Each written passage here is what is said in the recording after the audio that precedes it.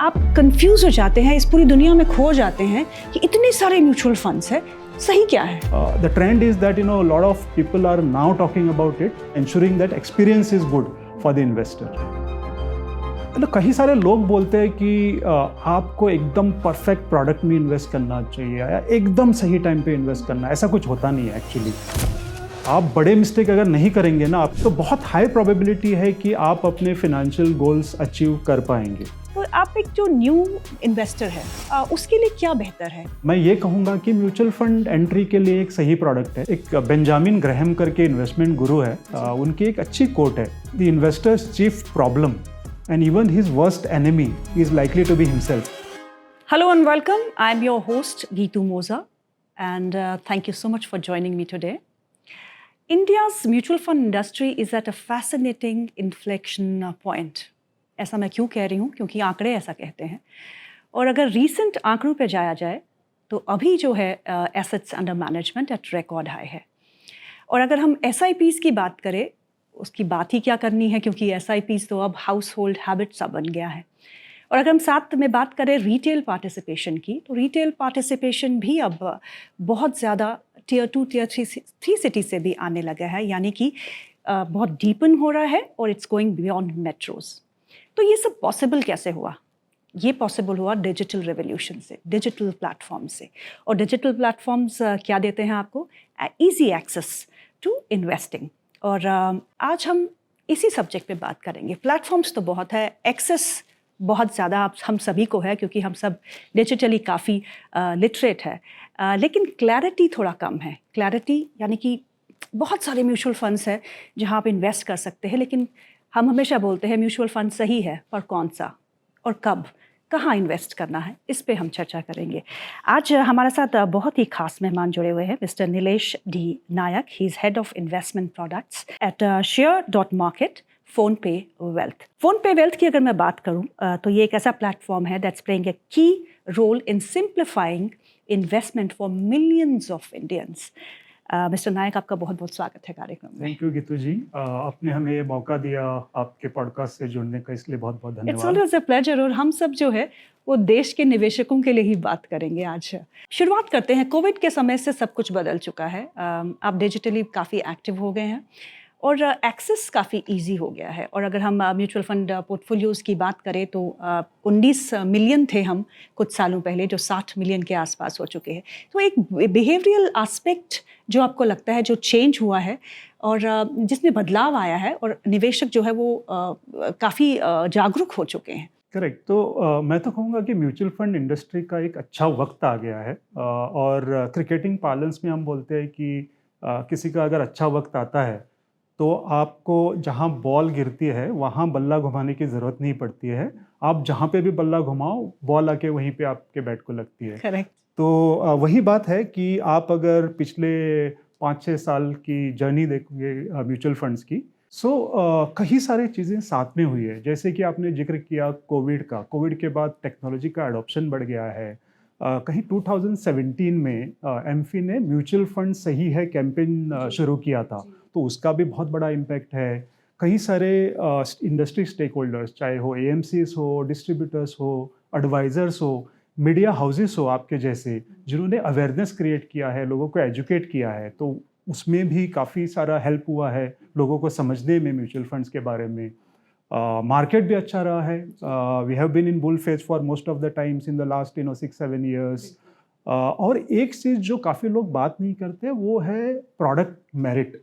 ठीक है, तो जो प्रॉमिस है प्रोडक्ट का वो भी डिलीवर हुआ है, और ये सिर्फ 3 साल या 5 साल या 10 साल की बात नहीं है। आप अगर पिछले 30-35 साल से देखिए, अगर 1993 में प्राइवेट सेक्टर म्यूचुअल फंड्स के लिए ओपन किया था इंडस्ट्री, तब से अभी तक आप अगर जर्नी देखेंगे और इन्वेस्टर का जो एक्सपीरियंस रहा है वो भी बढ़िया रहा है, राइट। और साथ ही साथ एक्सेस की जो आपने बात की, आज के दिन में अगर किसी को म्यूचुअल फंड में इन्वेस्ट करना है तो आप 100 रुपये प्रति माह से चालू कर सकते हैं, 100 रुपीज़ पर मंथ, राइट। तो ये सभी के कारण एक जो कंडीसिव एनवायरनमेंट फॉर्म हुआ है, उसके कारण हमने ये ग्रोथ देखी है। और जो आंकड़े तो आपने खुद ही बताए, तो I think that's why I said this is a good time, सही वक्त है इंडस्ट्री के लिए। और मेरे हिसाब से तो ये अगले 10-20 साल चलता रहेगा, the way it is going. Mister Nayak, हमने सिप की बात की, सिस्टमैटिक इन्वेस्टमेंट प्लान, और आज ही आंकड़े आए हैं एमफी के जो कहते हैं कि जनवरी के महीने में भी 31,000 करोड़ के आसपास का सिप रहा, which is flat, but 31,000 crore is a big amount. और सिप में क्या होता है कि जो इन्वेस्टर्स हैं वो काफ़ी मैच्योरिटी दिखा रहे हैं इस बार में। पहले क्या हुआ करता था ज़माने में कि जब मार्केट्स गिरते थे या कुछ पैनिक होता था तो सिप बंद कर देते थे, stop doing SIP, that is not good. Let the market stabilize and then you put your money into the mutual fund through SIP. क्या ये बदलाव अब आप देख रहे हैं, क्योंकि आप इस इंडस्ट्री से हैं, और SIP का कंटिन्यूस ग्रो करना ये दिखाता है कि हमारे जो इन्वेस्टर्स हैं वो काफ़ी मैच्योर हो चुके हैं अब? जी हाँ, आई थिंक सिप का जो ये ट्रेंड है, जो एक्सेप्टेंस है, वो पिछले आई वुड से 10-12 मैक्सिमम 15 साल से बढ़ा है, राइट। ऑब्वियसली लास्ट 6-7 साल में और ज़्यादा उसमें मोमेंटम आया है, और ये एक अच्छा हैबिट है सिप का। और ये जैसे आपने बोला कि नंबर्स भी खुद numbers speak for themselves, but कई सारे लोग हैं जो रिटेल इन्वेस्टर्स को आज के दिन में क्रिटिसाइज भी करते हैं, कि बोलते हैं कि मार्केट इतना हाई लेवल पे है, वैल्यूएशन ज़्यादा है, तो आप इस लेवल पे सिप कैसे करते हैं। तो I have been associated with this industry for now 25 years, 25 साल से जुड़ा हूँ इस इंडस्ट्री से। और अगर आप हिस्ट्री देखेंगे सिप का और इंडस्ट्री का, तो जो मेन रीज़न था सिप इंट्रोड्यूस करने का, वो ये था कि लोग जब खुद का दिमाग लगा के इन्वेस्ट करते थे ना, तो गलत समय पे इन्वेस्ट करते थे। तो मार्केट जब हाई होता था तब ज़्यादा इन्वेस्ट करते थे, जब मार्केट फॉल होता था तब इन्वेस्ट नहीं करते थे एक्चुअली, या कुछ लोग रिडीम भी करते थे। तो ये प्रॉब्लम जो है, इसको एड्रेस करने के लिए सिप एक टूल था, जिससे कि आप टाइमिंग मत करो और आपका वेल्थ क्रिएशन क्रिएट करो। तो उस हिसाब से आई थिंक सिप का जो लोगों का जो इन्वेस्टमेंट है मंथली हो रहा है, वो सही है। वो रिस्क भी रिड्यूस करता है, टाइमिंग रिस्क। और बात की जाए एक्चुअल, ये जो लोग बोलते हैं कि इस टाइम पे इन्वेस्ट नहीं करना चाहिए, मैं आपको कुछ आंकड़े शेयर करता हूँ। जी प्लीज। तो दो तरह से इन्वेस्टमेंट होता है म्यूचुअल फंड में, एक है सिप के थ्रू और दूसरा है लमसम। तो अभी 1-1.5 साल पहले जून जुलाई 2024 में आप अगर ग्रॉस इक्विटी इन्फ्लोज देखेंगे इक्विटी म्यूचुअल फंड में, तो they used to be around 80,000 crore और 81,000 करोड़, ठीक है। और आप अगर फरवरी मार्च 2025, मैं इसलिए ले रहा हूँ क्योंकि जून जुलाई में तो मार्केट पीक पे था, भाग रहा था, और फेब मार्च में करेक्शन आया था, आई थिंक 12-15% टाइप का करेक्शन आया था। तो तब जो फ्लो था that was around 55,000 crore, right. एक तो ड्रॉप हुआ। अभी ये पूरा स्टोरी नहीं है, इसमें आप अगर उसमें से सिप फ्लो को हटा दें तो नंबर कुछ ऐसा है, 60,000 crore average monthly gross inflow in June July, that drop to 30,000 crore, 30,000 crore Feb March में लमसम का। तो अगर आप बोल रहे हो कि सिप जो कर रहे हैं वो सही नहीं कर रहे, तो लमसम और भी बुरा कर रहे हैं। Correct, right. तो इनफैक्ट वॉरेन बुफे का एक अच्छा कोट है, be greedy when others are fearful and be fearful when others are greedy. वो अदर्स का मतलब क्या है? मेजॉरिटी। वो स्मार्ट इन्वेस्टर्स से बात कर रहा है, राइट। तो आप जब पॉपुलेशन स्केल पे देखते हो तो इनवेरिएबली आप गलत काम करोगे, गलत टाइम पे इन्वेस्ट करोगे, और इसको ओवरकम करने के लिए सिप की जरूरत है। तो I think it's a very healthy trend जो हो रहा है, और मतलब हर तरह से इंडस्ट्री के लिए अच्छा है, इकोनॉमी के लिए अच्छा है, इन्वेस्टर के लिए अच्छा है, मोस्ट इम्पोर्टेंटली। तो it's a very healthy trend. Sir ये बताइएगा, क्योंकि सिप जब हम किसी भी म्यूचुअल फंड में इन्वेस्ट करते हैं तो बहुत सारी स्कीम्स होती हैं। इक्विटी स्कीम्स ही बहुत ढेर सारी है, फिर उसके बाद डेट स्कीम्स है, फिर हाइब्रिड है, मल्टी कैप है, डिफरेंट वैरायटी ऑफ स्कीम्स। हालांकि एक्सेस बहुत ईजी हो गया है, by click of a button that you can buy a mutual fund and start investing in a mutual fund. ऐसा भी कर सकते हैं, लेकिन क्लैरिटी नहीं है कि मुझे खरीदना क्या है। आप कंफ्यूज हो जाते हैं, इस पूरी दुनिया में खो जाते हैं कि इतने सारे म्यूचुअल फंड्स है, सही क्या है, कहाँ पे क्लैरिटी, और ये क्लैरिटी आएगी कैसे? क्योंकि बहुत सारे जो टियर 2 टियर 3 सिटी से लोग आते हैं ना, उन्हें ज़्यादा कुछ मालूम नहीं होता, पर उनके पास सरप्लस आना शुरू हो गया है। वो चाहते हैं, जैसे कि बहुत सारे टीवी पे सुनते हैं या फिर पॉडकास्ट में सुनते हैं कि स्टॉक मार्केट से पैसा बनता है, म्यूचुअल फंड से पैसा बनता है, तो वो भी पैसा बनाना चाहते हैं, पर उनको क्लैरिटी नहीं मिलती। तो ये क्लैरिटी कैसे आएगा, ये ट्रस्ट फैक्टर कहाँ से आएगा? ये बहुत बढ़िया क्वेश्चन पूछा है गीतू जी आपने। आप अगर जो एक्सेस की बात की आपने, राइट, मैं एक थोड़ा सा डिफरेंट एग्जांपल दूंगा। आप अगर ई कॉमर्स की बात करें हम लोग, ठीक है, वहाँ पे भी एक्सेस है, अभी कोई भी कहीं पे भी बैठ के ऑर्डर कर सकता है। तो वहाँ पे जब आप कुछ भी चीज़ खरीदते हैं, लेट्स से आप कोई एक पेयर ऑफ जीन्स खरीद रहे हो या टी शर्ट खरीद रहे हो, तो आप उसको टच एंड फील कर सकते हो क्योंकि उसकी डिलीवरी होती है, आप देख सकते हो, आजकल रिटर्न करने का भी ऑप्शन है, राइट। तो आपका अगर डिसीजन गलत भी है तो आप उसको सुधार सकते हो, करेक्ट। ठीक है। बट इन्वेस्टमेंट प्रोडक्ट जो है बहुत अलग है। इन्वेस्टमेंट प्रोडक्ट में आपको प्रॉब्ली 2, 3 या 5 साल बाद पता चलेगा कि आपने जो डिसीजन लिया था वो सही है या नहीं है, राइट। इसीलिए जब आप इन्वेस्टमेंट डिसीजन लेते हो तो वहाँ पे सोचना ज़रूरी है, थोड़ा सा प्लान करना ज़रूरी है, ना कि जस्ट परफॉर्मेंस देखो या एक्सेस है तो इन्वेस्ट किया किसी भी स्कीम में, वो थोड़ा डेंजरस है मेरे हिसाब से। तो I think going forward even digital world में जो फिनटेक प्लेटफॉर्म्स है जिन्होंने ये एक्सेस बढ़ाया है, वहाँ पे भी ये ज़रूरत है कि इन्वेस्टर को कैसे हेल्प किया जाए इन्वेस्टमेंट डिसीजन मेकिंग में। चाहे वो जैसे आपने बोला सैकड़ों फंड है, उसमें से कौन सा फंड सही है, कैसे प्लान किया जाए, कॉन्सेप्ट्स होते हैं, एसेट एलोकेशन और बहुत सारे कॉन्सेप्ट्स होते हैं। तो ये सब और डिसिप्लिन मोर इम्पॉर्टेंटली, कैसे डिसिप्लिन हो, गलत समय पे इन्वेस्ट ना करे, गलत समय पे विड्रॉ ना करे। सो ये सब के लिए आई थिंक एक बहुत बड़ा अपॉर्चुनिटी है इंडस्ट्री के लिए। वो रिटेल इन्वेस्टर इतना नहीं समझेगा, but I think the trend is that lot of people are now talking about it, और ये बहुत ज़रूरी है in terms of delivering the right product and ensuring that experience is good for the investor. If you talk about PhonePe Wealth, so what is PhonePe Wealth doing to make things clear for the investor base? Correct. So कई सारे लोग बोलते हैं कि आपको एकदम perfect product में invest करना चाहिए या एकदम सही टाइम पे इन्वेस्ट करना, ऐसा कुछ होता नहीं है एक्चुअली।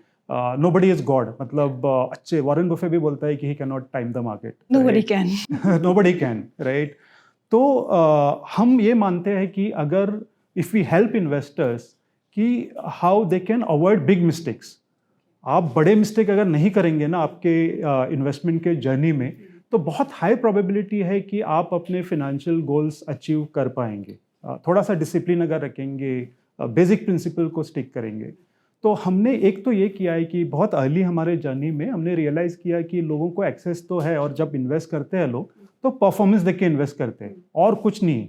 तो 5 years परफॉर्मेंस, 3 years परफॉर्मेंस, और पीक पे एंटर करते हैं। पीक पे एंटर करते हैं।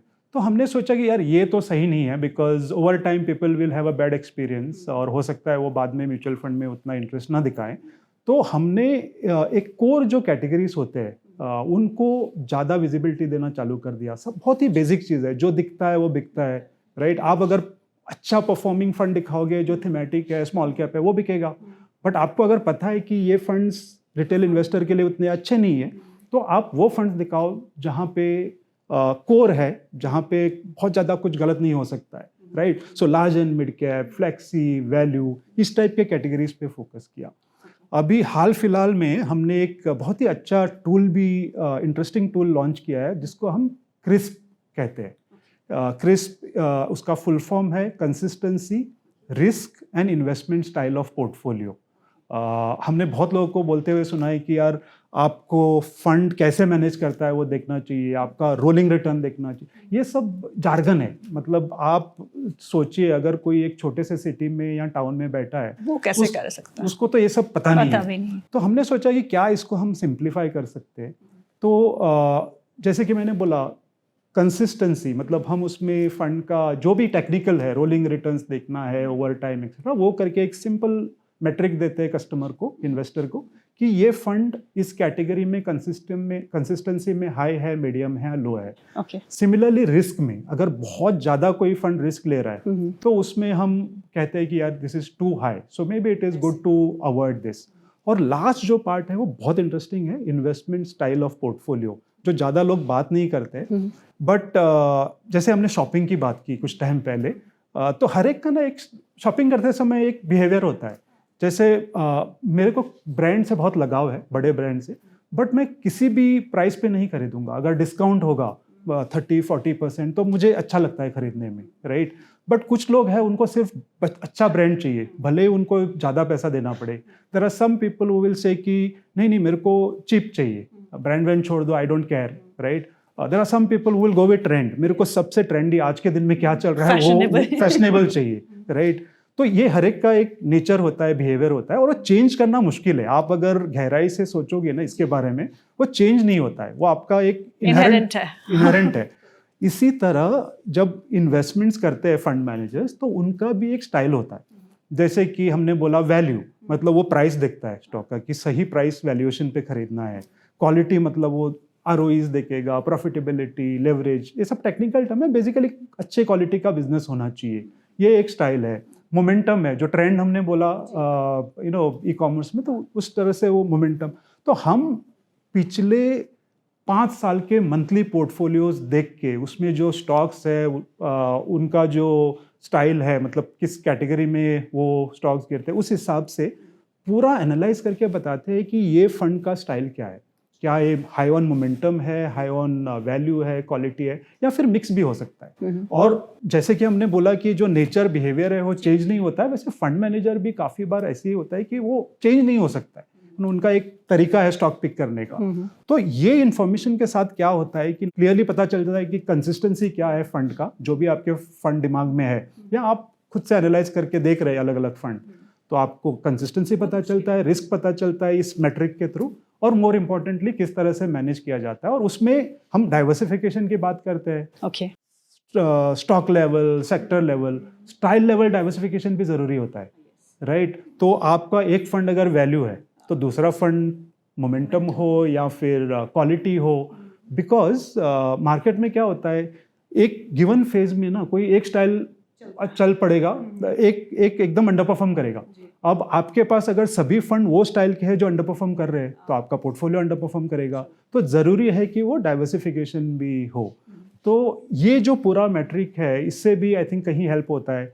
Going back to your question again, जैसे education is a big area, so we do a lot of things in app, off app to educate people on simple concepts, right? बहुत advance concept की ज़रूरत नहीं है retail investor को, specially जब journey चालू करते हैं. तो ये कई सारी चीज़ें हैं जो हम कर रहे हैं, और होपफुली बहुत कुछ और करेंगे to help investors make decisions. If I choose a fund, so you have a crisp score or something like that? So we have high, medium, low, and we also show overall score कि सबको mix करके एक score है. उससे आप एक अंदाज़ा लगा सकते हैं कि फंड अच्छा है, बुरा है, आपके लिए सही नहीं है, डिपेंडिंग ऑन द स्टाइल. अब यंगस्टर्स की बात करते हैं. अब हमने देखा है कि ट्रेंड हैज़ चेंज्ड. अब किसी की भी फर्स्ट जॉब लग जाती है तो वो इन्वेस्टिंग की ज़रूर सोचता है. Correct. और म्यूचुअल फंड सही का campaign has been so successful कि सभी इंटरेस्ट तो दिखाते हैं. तो आप एक जो न्यू इन्वेस्टर है और यंग इन्वेस्टर है, उसके लिए क्या बेहतर है? उसके लिए म्यूचुअल फंड्स के ज़रिए मार्केट में जाना बेहतर है, या फिर वो कहते हैं कि अगर आप डायरेक्टली स्टॉक मार्केट में इन्वेस्ट करेंगे तो बहुत पैसा बनाएंगे? तो इसको आप कैसा देखते हैं? गीतू जी, मैं ना किसी भी प्रोडक्ट को ये नहीं बोलूँगा कि अच्छा बुरा है. ठीक है, मतलब डिपेंड करता है कि आपकी जो सोच इन्वेस्टर कैसी है, हाँ, मतलब आपका नॉलेज लेवल क्या है, आपका सोच क्या है, रिस्क आप कितना लेना चाह रहे हैं, वगैरह वगैरह. बट मेजॉरिटी ऑफ इन्वेस्टर्स, मैं ये कहूँगा कि म्यूचुअल फंड एंट्री के लिए एक सही प्रोडक्ट है. और मैं ये इसलिए कह रहा हूँ कि इन्वेस्टमेंट में सबसे जो important, like one of the most important concept is diversification. ठीक है. तो म्यूचुअल फंड में क्या होता है कि बाय डिफॉल्ट आपके कई सारे स्टॉक्स होते हैं. अगर आप एक इक्विटी फंड भी खरीदोगे, 100 रुपया इन्वेस्ट करोगे, तो आपका वो 100 रुपया 60-70 स्टॉक में लगेगा जी. तो ये एक बड़ा बेनिफिट है. दूसरा है आपका रेगुलेशंस. जो सेबी के रेगुलेशंस है म्यूचुअल फंड में, वहाँ पे सेबी ने ध्यान में रखा है कि ये जो स्मॉल टाइम इन्वेस्टर्स भी म्यूचुअल फंड में आते हैं, तो रेगुलेशंस इतना टाइट हो कि इन्वेस्टर का इंटरेस्ट प्रोटेक्ट किया जाए, राइट. चाहे वो ट्रांसपेरेंसी में हो, मतलब आप NAV डिस्क्लोजर, पोर्टफोलियो डिस्क्लोजर, यहाँ तक कि AMC म्यूचुअल फंड कंपनी के टॉप मैनेजमेंट के सैलरीज भी डिस्क्लोज होते हैं आज के दिन में. तो इतनी ट्रांसपेरेंसी है उस इंडस्ट्री में, और कई सारे ऐसे मेजर सेबी ने भी लिए हैं. तो इसके कारण मुझे लगता है कि मेजॉरिटी ऑफ, मतलब जनरलाइज नहीं कर सकते, but majority of investors will be better of starting with mutual fund because they get this diversification benefit. और आपके पास टाइम भी नहीं होता है. अभी आपने Correct. नई जॉब शुरू की है तो आप स्टॉक मार्केट को रोज ट्रैक करेंगे तो वो पॉसिबल नहीं है. Yes. So it's better that Yes. You get into something कि you're safe हैंड्स में आप है Correct. And over professionals time के you pass. can look at other products. Yes. Yes.